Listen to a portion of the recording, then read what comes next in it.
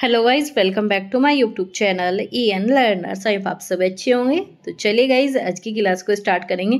तो आज है आपकी क्लास 15। इससे पहले आपकी 14 क्लासेस हो चुकी है, आप सभी ने देख ली होगी। नहीं देखी तो जाकर प्लेलिस्ट जरूर चेक कर लेना, क्योंकि बहुत ही ज़्यादा इंपॉर्टेंट क्वेश्चन है। तो चलिए, आज सबसे पहले हम आपका यहाँ पर एक गद्यांश सोल्व करेंगे, क्योंकि आपके एग्जाम में एक गद्यांश आता है और डायरेक्ट क्वेश्चन आपके इससे पूछे जाते हैं। तो पहले गद्यांश करेंगे, इसके बाद जो आपके ग्रामर के क्वेश्चन है इन्हें कंप्लीट करेंगे। तो चलिए, सबसे पहले आपको यहाँ पर दो तरीके बताती हूँ मैं आपको यहाँ पर आर से आपके रीडिंग कॉम्प्रिहेंसिव करने के। या तो आप इसे पूरा पढ़ लीजिए या फिर आप सीधा क्वेश्चन पर चलिए। तो हम सीधा क्वेश्चन पर ही चलेंगे। तो चलिए, इसका फर्स्ट क्वेश्चन देखते हैं। क्या है आपका यहाँ पर, परिस्थितियों को असफलता का कारण मानते हैं। कौन लोग आपके यहाँ पर परिस्थितियों को असफलता का कारण मानते हैं? आपका धैर्यनिष्ठ, श्रमशील, निराश लोग या फिर कर्मरत लोग। ठीक है, तो सिंपल सा आंसर क्या मिल जाएगा? निराश लोग मिल जाएगा। लेकिन फिर भी हम देखेंगे आपके यहाँ पर, ठीक है, इसमें ढूंढेंगे, आप सभी को भी ढूंढना है और आंसर जो है कमेंट बॉक्स में बताना है। तो चलिए ढूंढते हैं। ठीक है, तो यहाँ पर आपको पढ़ना होगा। हम ऐसे युग में जी रहे हैं जो एक तरफ भौतिक समृद्धि अपनी ऊंचाई पर है, दूसरी तरफ आपका चारित्रिक पतन की गहराई, आधुनिकरण में उलझा मानव सफलता की नित नई परिभाषाएं खोजता रहता है, अंतहीन इच्छाओं में रेगिस्तान में भटकता है। सच्ची सफलता, सुख शांति की प्यास में व्याकुल व्यक्ति मानसिक लोगों का शिकार बनता जा रहा है। बिल्कुल ठीक है। हमें भी कई लोग ऐसे हैं जिन्हें इस बात का ज्ञान नहीं है कि जीवन में सफलता प्राप्त करने के लिए सफल जीवन जीना, ये दोनों अलग अलग बातें हैं। यह जरूरी नहीं है कि आप अपने जीवन में साधारण कामनाओं को हासिल कर लिया तो आप पूर्णतः संतुष्ट और प्रसन्न हो जाएंगे। और गंभीरतापूर्वक इस बात को समझना भी है कि इच्छित फल को प्राप्त कर लेना ही सफलता नहीं है। जब तक हम अपने जीवन में नैतिक, आपका आध्यात्मिक मूल्यों का चिंतन नहीं करेंगे, तब तक जो है यथार्थ सफलता पाना मुश्किल है। अपितु असंभव कार्य भी हो जाता है, किंतु मूल्य को प्राप्त करना, सफलता केवल क्षणभंगुर, मतलब कुछ ही समय का सुख देने के समान है। कुछ निराशावादी लोगों का कहना है कि हम सफल नहीं हो सकते क्योंकि हमारी तकदीर या परिस्थिति ऐसी है, परंतु ऐसा नहीं है। ध्येय निश्चित करके अपने आप बिठा लेते हैं तो सफलता स्वयं हमारी ओर चक्कर लगाने लगती है। आगे बात करेंगे, आपका सफल होना हर मनुष्य का जन्मसिद्ध अधिकार है, परंतु हम अपनी विफलताओं के बारे में सोचते रहते हैं और सफलता को कभी हासिल नहीं करते। तो ये सारी चीज़ें जो आपके लिए मोटिवेशन का काम भी करेगी। ये पूरा पैसेज जो आपके लिए बहुत ही बेहतरीन है। अगर आप इन चीज़ों को समझते और अपने जीवन में निकालते हैं तो आपका कोई भी पेपर हो, चाहे कोई भी पेपर हो, उसे आप आराम से कर सकते हैं। अब आपका मेन टारगेट है DSSS करना।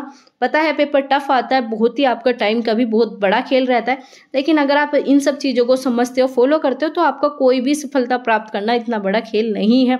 बस आपको मानना होगा। बात करेंगे यहाँ पर, विफलताओं की चिंता ना करें, क्योंकि वो हमारे जीवन का सौंदर्य है, संघर्ष का काव्य है। कई बार आपका अज्ञात में पत्थर भी नहीं टूटता और उसे तोड़ने के लिए अज्ञात करने पड़ते हैं। यदि सदैव अपने लक्ष्य के सामने रख आगे बढ़ने की जरूरत है, तभी कहा गया है कि जीवन में सकारात्मक कोशिश करने वालों की कभी हार नहीं होती। तो इसमें आपको सीधा आंसर मिल गया। क्या हो गया? आपके निराश लोग। ठीक है, यही आपका कारण है असफलता का, मानते हैं क्योंकि पहले ही सोच लेते हैं कि हमारे से कुछ नहीं होगा। आगे बात करेंगे, दृढ़ निश्चय वाले लोग क्या पा लेते हैं? हताशा, निराशा, विफलता या सफलता। तो हमने पूरा पैसेज पढ़ा, क्या मिल गया? सफलता मिल जाती है। आगे चलेंगे, यहाँ पर क्या पूछा है? आपका चारित्रिक पतन का कारण क्या है? आपका नैतिक मूल्यों का नहीं, ये पतन थोड़ी करेगा। आध्यात्मिक चिंतन ये भी पतन नहीं करेगा। प्रगतिशील विचार ये भी पतन नहीं करते। पतन क्या करते हैं? आपका अंतहीन इच्छाएं, ऐसी इच्छाएं जो कभी समाप्ति नहीं होती, वही आपका क्या करते हैं? आपका चारित्रिक पतन का कारण बन जाते हैं। तो बी ऑप्शन बिल्कुल सही है। आगे चलेंगे, पत्थर जोड़ने के लिए कई आघात करने पड़ने का मतलब क्या होता है? निरंतर आपको क्या करना पड़ता है? प्रयास करना पड़ता है, श्रम करना पड़ता है, मेहनत करनी पड़ती है। तो क्या आ जाएगा? आपका ए आ जाएगा। आगे चलेंगे, यथार्थ सफलता मिलती है, किसे मिलती है? आधुनिकरण की प्रवृत्ति, ये तो नकारी है, चीजें गलत बताइए। भौतिक समृद्धि गलत बताइए। ठीक है, इच्छाओं की पूर्ति ये भी गलत बताइए। एक ही पॉजिटिव आंसर है। क्या है आपका? नैतिक मूल्य को अपनाने से यथार्थ सफलता मिलती है, वास्तविक आपको सक्सेस मिल जाती है। तो सी ऑप्शन बिल्कुल ठीक है। आगे चलेंगे, बस आपके 5 ही क्वेश्चन पूछे जाते हैं, तो 5 कंप्लीट कर लिए। अब आपसे पूछा है यहाँ पर, सदैव बहुवचन में प्रयुक्त होने वाला शब्द कौन सा है? सब्जी है, वेद है, दर्शन है, गीत है। तो क्या हो जाएगा? दर्शन आपका काफी पूछा जाता है। तो दर्शन क्या हमेशा आपके बहुवचन में प्रयुक्त होने वाले, दर्शन हो गए, प्राण हो गए, ये सब किस में प्रयुक्त होते हैं? बहुवचन में। ठीक है, आगे चलेंगे। इसके अलावा आपका हस्ताक्षर काफी पूछा जाता है। आशीर्वाद भी याद रखना, प्राण मैंने आपको बता ही दिया। तेल हो गया, तेल भी याद रखना। तेल क्या होता है? हमेशा बहुवचन होता है।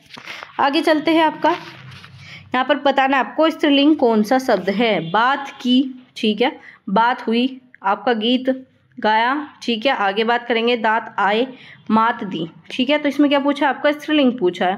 तो गीत क्या है, आपका स्त्रीलिंग का सूचक है। गीत क्या है, स्त्रीलिंग का सूचक है, लेकिन बाकी सब भी क्या है, स्त्रीलिंग के जैसे दिखते हैं, लेकिन ये आपके स्त्रीलिंग नहीं है। बात करना क्या हो जाएगा, बात करना पुरुष हो गया, ठीक है। दांत निकलना पुरुष हो गया, ठीक है। मात देना पुरुष हो गया, ठीक है। अब आपके ये सब क्या हो गए, पुरुष हो गए, लेकिन गीत, ठीक है, गीत क्या हो जाएगा, आपका स्त्रीलिंग हो जाएगा। आगे बात करेंगे, सद्धर्म में कौन सा समास है। अब आपका पूछा है सद्धर्म में कौन सा समास है। तत्पुरुष बताया था, जिसमें करक कारक चिन्ह मिले, नहीं है इसमें कारक चिन्ह। द्वंद्व आपको बताया था, जिसमें दो चीजें दिखे, इसमें दो चीजों के बीच में द्वंद्व है नहीं, प्लस आपका योजक चिन्ह आता है, इस प्रकार का योजक चिन्ह भी नहीं है। आगे बात करेंगे, कर्मधारी, कर्मधारी है विशेषण और विशेष्य।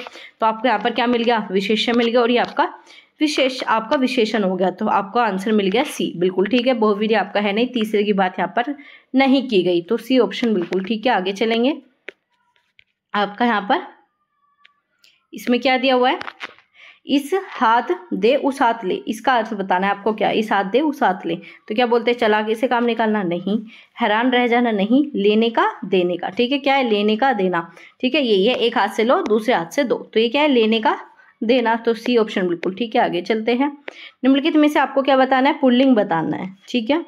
बहु, चमक, उलझन, बहाव, क्या है, प्रयोग करो और आंसर निकालो। कमेंट बॉक्स में भी आपको आंसर साथ के साथ देना है। तो क्या हो जाएगा, पुल्लिंग क्या होती है, बहु, बहु क्या होती है आपकी पुल्लिंग, कहते नहीं बहु चढ़ा रहे हो, ठीक है। तो क्या आ जाएगा, पुल्लिंग हो जाएगी ए, ठीक है। आगे बात करेंगे, यहाँ पर आपको अशुद्ध वाक्य छांटना, ठीक है। यहाँ पर शुद्ध वाक्य छांटना है, कौन सा शुद्ध है, उससे पैसे निकालने चाहिए, ठीक है। फलों का रस मेरे को नहीं पीना, मेरे को उसका, मेरे को इस प्रकार के कोई शब्द होते नहीं, तो ये तो आप कट ही कर दीजिए। आगे बात करेंगे, आज हमारे घर में बहुत मेहमान आएंगे, तो ये तो बिल्कुल ठीक है। उसे पैसे निकालने चाहिए, ये भी गलत है। तो क्या आ जाएगा, आपका डी ऑप्शन बिल्कुल सही है।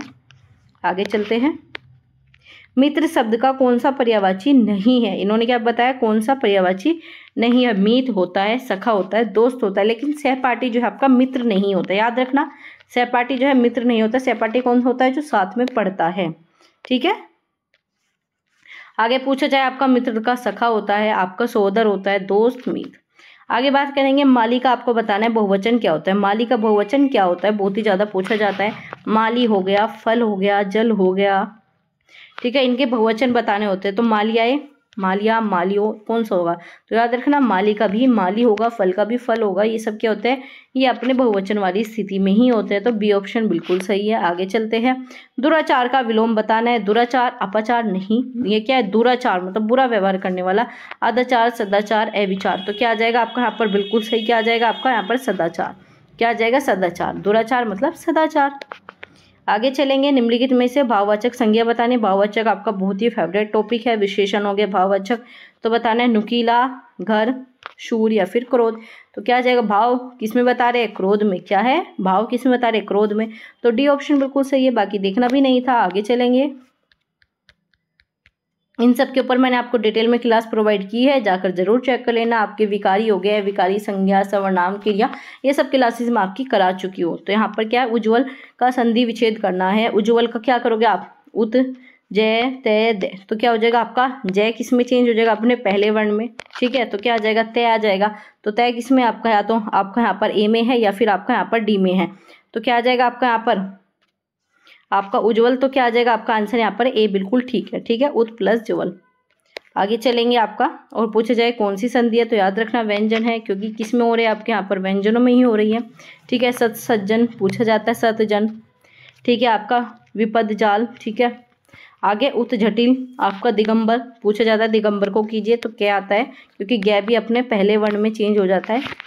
आगे चलेंगे, बासो उछलना, ठीक है। क्या है, बासो उछलना, इसका अर्थ क्या होता है, पागल हो जाना, प्रसन्न होना, बांस की सहायता से ऊपर चढ़ना, उछल कर चढ़ना। तो क्या आ जाएगा, बांसो उछलना मतलब बहुत ही ज्यादा खुश होना, क्या होना, बहुत ही ज्यादा खुश होना। बी ऑप्शन बिल्कुल सही है। आगे चलते हैं, आगे बात करेंगे, इसमें आपको तत्सम पहचानना है। तत्सम तद्भव कई बार आपके कराए हैं, तो 1 सेकंड में आपको आंसर देना है। तो क्या हो जाएगा, साथ साथ ये सब नहीं है, तो मनुष्य आ जाएगा, ठीक है, क्योंकि इसमें आपका ये आ गया आधा, ठीक है। तो मनुष्य आपका तत्सम है।